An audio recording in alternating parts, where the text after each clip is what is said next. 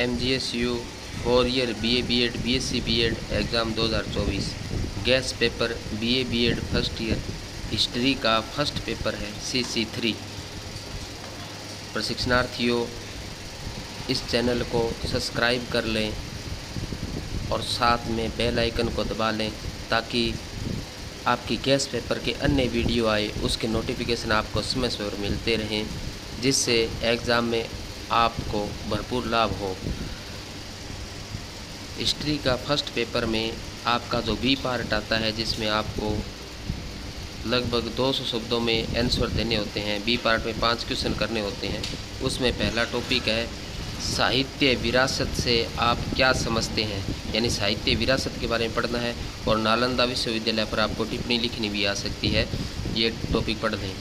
दूसरा, वर्तमान परिप्रेक्ष्य में भगवत गीता का महत्व, प्राचीन भारत में प्रचलित विवाह के 8 प्रकारों का नामोल्लेख, यानी वर्तमान परिप्रेक्ष्य में भगवत गीता का महत्व आपको पढ़ना है और प्राचीन भारत में प्रचलित विवाह के जो 8 प्रकार थे उनको आपको पढ़ना है। दोनों महत्वपूर्ण है, एग्जाम में दोहराए जा सकते हैं, अवश्य पढ़ें। तीसरा, जैन धर्म की विशेषताएं पढ़िए और भारतीय परिप्रेक्ष्य में परिवार का महत्व पढ़ें, यानी जैन धर्म की विशेषताएं केवल पढ़ना है आपको और भारतीय परिप्रेक्ष्य में परिवार का महत्व को केवल पढ़ना है।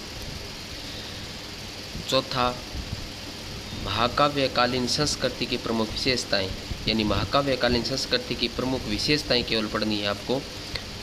दूसरा, महाकवि तुलसीदास का परिचय, यानी महाकवि तुलसीदास का परिचय भी आपको लिखना आ सकता है, इस पे भी आपको टिप्पणी दी जा सकती है, इसलिए आप ये महत्वपूर्ण है दोनों, इनको भी आप अच्छी प्रकार पढ़ें।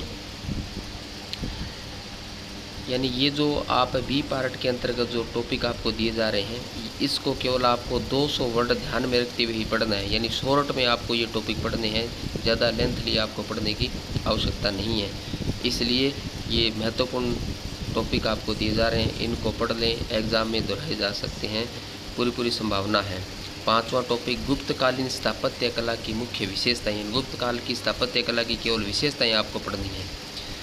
मुग़ल चित्रकला पर टिप्पणी लिखनी भी आ सकती है, मुग़ल चित्रकला पर टिप्पणी लिखनी, टिप्पणी का मतलब है कि आपको मुग़ल चित्रकला के बारे में आपको बताना है कि मुग़ल चित्रकला क्या थी, किस प्रकार थी, क्या शैली थी, किन किन शैलियों के अंतर्गत वो चित्रकारी की गई थी, इस प्रकार आपको पढ़ना है। खंड से, यानी इस खंड से आपको 3 क्वेश्चन करने होते हैं, जो बड़े ऐसे टाइप के क्वेश्चन आते हैं, 15 नंबर का क्वेश्चन होता है, कम से कम 500 शब्दों में आंसर देने होते हैं, तो ये टॉपिक आप पूरा लेंथली पढ़ें। छठा, स्वामी विवेकानंद पर लेख लिखना आ सकता है, स्वामी विवेकानंद को अच्छी प्रकार से पढ़ लें।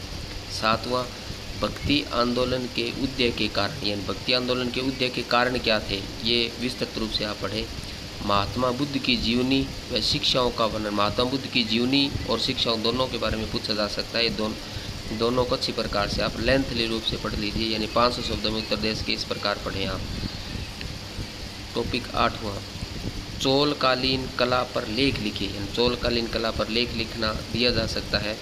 राजा राम मोहन राय आधुनिक भारत के अग्रदूत थे, समझाइए। राजा राम मोहन राय आधुनिक भारत के अग्रदूत थे, राजा राम मोहन राय को आप इसी प्रकार से पढ़ें। हो सकता है राजा राम मोहन राय के बारे में शिक्षा के उसके सिद्धांतों के बारे में, उसके आदर्शों के बारे में या उसकी फिलोसफी भी पूछी जा सकती है। इस प्रकार राजा राम मोहन राय को आप इसी प्रकार से, स्वामी विवेकानंद, राजा राम मोहन राय, इनको अच्छी प्रकार से आप पढ़ें।